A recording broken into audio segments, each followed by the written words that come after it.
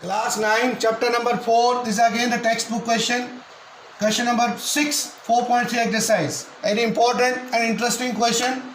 If the work done by a body on application of force, constant force, is directly proportional to the distance travelled by the body, express in the form of linear equation in two variables and draw the graph for the same by taking constant force 5 units. So this is the question from the physics. As you have studied in physics that the work done, if we apply a force on any object or any body, it moves through a distance. So same case is here. If we apply a force on certain object, the work done by a body is directly proportional to distance traveled. So if we push the wall, our force is applied is 0 because work done is 0, because we are applying the force but the work done is 0. So there, but if a body moves, then it's said to be work is done. So same case is here. Work is said to be done if a force is applied on an object and it moves through a distance. So here the work done is given directly proportional to the distance traveled. So if W is the work done is directly proportional to the distance traveled. Suppose D is the distance. So proportionality, to remove the proportionality we use some constant. So here the constant is force. So that means W work done is force into distance. So this force is constant of constant force. Here force is given 5 units. So let W, we take W as X and F is 5 and D we take Y. So our equation becomes X equal to 5Y, linear equation. This is linear equation in two variables, X equal to 5Y. X is our work done and Y is our distance and force is given 5 units. So this is the linear equation in two variables. Now what you have to do, you have to draw the graph for this linear equation. So you will draw the graph. Just draw the graph of the linear equation X equal to 5Y. Here X is your work done and Y is the distance. So W work done and D for distance. Applying the value, if you give Y 0, X will be 0. If you take 1, Y 1, then 5 ones are 5, X will be 5. If you give Y equal to 2 units, then distance, then your work done is 10 units. So let us, this is the X axis, this is work done, and this is distance Y axis. So if we take 0, 0, here is the 0, 0. Next 5, 1, 5 and 1. And next one is 10, 2. X is 10, Y is 2. So 2 here. So when you join these points, you will get a graph like this. So this is the graph of, this is 10, 2, this is 5, 1, and this is 0, 0. So this is the required graph of the linear equation X equal to 5Y.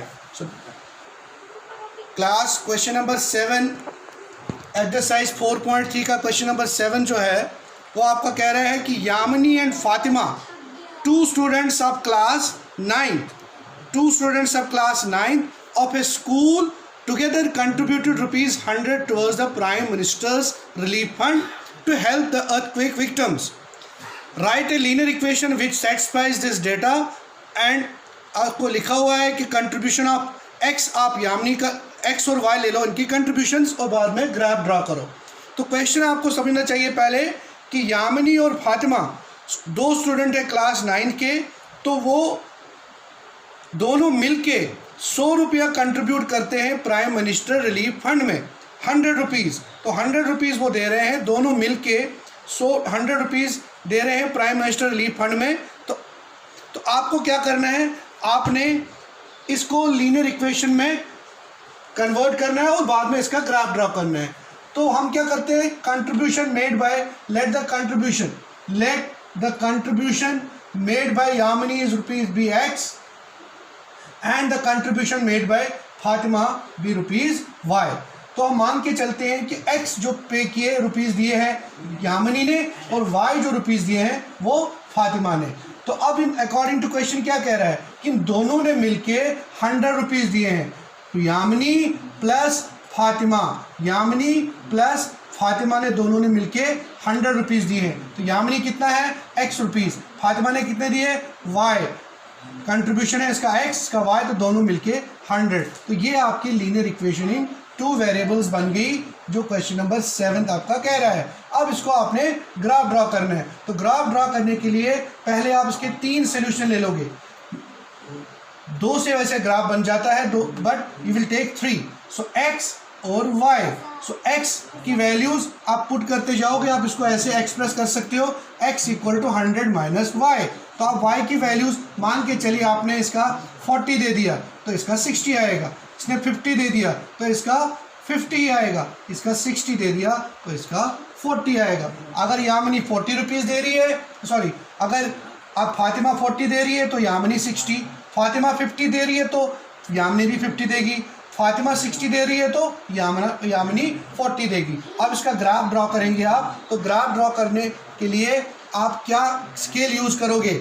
आप scale use करोगे, आप 20 का gap लिख सकते हो x axis में, ये आपका x डैश x एक्सिस और ये y आपका y डैश। सो 10, 20, 30, 40, 50, 60, यहाँ से भी आपका आएगा 10, 20, 30, 40।